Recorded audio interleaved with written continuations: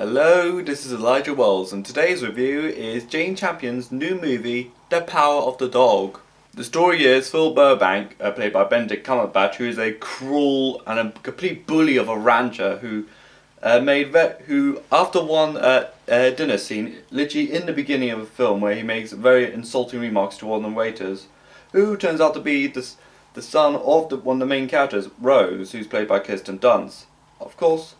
After Phil's brother, George, falls in love with the waitress, or falls in love with Rose, of course they set out to live a happy life, but only after they found out that Phil will be, be a very dominating factor about him. After Phil felt really bad for making awful remarks about him, he trains Peter, played by Kitty Smith McPhee, to become a man, not be like the mother's boy.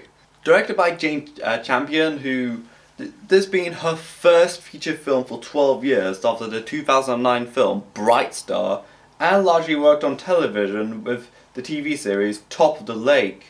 Even though I am not familiar with her filmography compared to her New Zealand peers, being like Peter Jackson or Taika Waititi, she is most remembered for the 1993 Oscar-winning drama The Piano. Yeah, of course the movie has some very lush cinematography and some gorgeous music work, particularly of Johnny Greenwood, which I said like in the previous video of the Spencer review. I feel like this is a really good year to be a Radiohead fan. And of course the performances of Benedict Cumberbatch and Kirsten Dunst, both of Spider-Man fame, are absolutely brilliant in this movie as well. Particularly of actors also like Kitty Smith McPhee and Jesse Plemons, who I think he was in that movie about the police officer during the Atlanta Olympics. But also, the costume work and the production design is really impeccable for this one. Particularly, this is set in the 1920s Montana, which suspiciously again looks like New Zealand, even though the movie's entirely shot in New Zealand. I'm not sure if it's just me, but I see this movie as an allegory movie. Think of something like The Clockwork Orange, like The Power of the State, or The Cook, the Thief, His Wife and Lover, or like The Power of the State as well. Yeah, what kind of got me interested is like moving forward to the future. Like one scene when Benedict Cumberbatch plays over the piano with like a banjo guitar or something. Not in a way of a duet or something, but in a way just to mock a piano. This made Kirsten Dunst's character really bad about herself, and she even in the following scene where he and her husband like invite some guests over, including the governor, she becomes really shy and really timid. Like she only presses like a couple of keys. Like, no, sorry, I only know like some tunes from like from the cinema pit, but I can't do it. Like she becomes even more vulnerable under the really terrifying and dominating figure that is like Benedict Cumberbatch's character, who almost like controls her, like almost like a puppet master of some sorts. Another thing I found interesting about this movie is that it also is an allegory of like toxic masculinity. Like Benedict Cumberbatch's character Phil Burbank goes out of his way to bully Peter, played by Kitty Smith McPhee.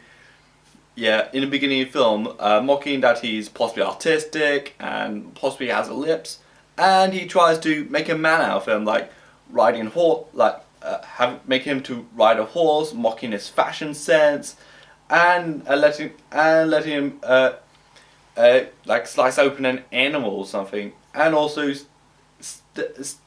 gives him like a really horrid and really like judgy stare when he like aids a rabbit that Benedict Cumberbatch is like traps in like this elaborate wood piece or something like near the end of the movie. What's also interesting is the character dynamics. Like, it is established earlier that Kirsten Dunst's character Rose does refrain from drinking in the beginning of the movie, but as soon as Peter like goes to like a school or university, which isn't made clear, to become a doctor and a gynecologist and all that. She slowly slumps into like an alcoholic decay of herself. Like she's going down that rabbit hole. Like she's almost self-destructing herself. And to make things bad or worse, we have like a really dominating and fear-mongering version of Benedict Cumberbatch again, playing Phil. While I was watching the movie gave me like an oddly Pacific a reminiscence. Like the movie kind of almost reminds me of the P.T. Anderson's There Will Be Blood. Not just of Johnny Greenwood's score in the movie, but it's basically like a Western movie about the lowest depths and absolute depravity of like the human soul. Like how low can a man can be? Like at the end of the film, Daniel Playview, played by Danny Day-Lewis, like absolutely bludgeons like the missionary in the head with a bowling pin. And in the case of Benedict Cumberbatch's character in The Power of the Dog, he just doesn't want the son in the film to be like the mother's boy and be like a sissy and all that. It's almost like the really toxic argument being, oh man up, oh bring back manly men. Like it's almost like Jane Chaplin is responding to that widely debunked criticism. Although I actually really liked Power of a Dog, and I extremely recommend this movie to a lot of people.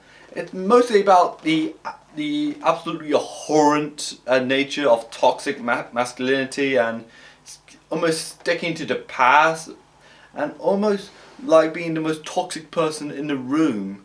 The acting of Benedict Cumberbatch and Kirsten Dunst and Cody Smith-McPhee and Jess Plemons is absolutely brilliant. The cinematography is gorgeous, the music of Johnny Greenwood is brilliant, and the costuming and production design is magnificent as well. I feel like I should give credit to Jane Chaplin being her first movie for like 12 years. And also, this could be like her strongest movie since the 1993 The Piano. I am feeling an 8 to a 9 out of 10. Although I actually really like the movie. This is Elijah Wells, and let me know in the comments what you thought about the movie. Leave some comments in below. Like this video, even though the dislike button is kind of redundant now. And also follow me on Twitter and Instagram. And subscribe to my channel. And this is Elijah Wells, and bye.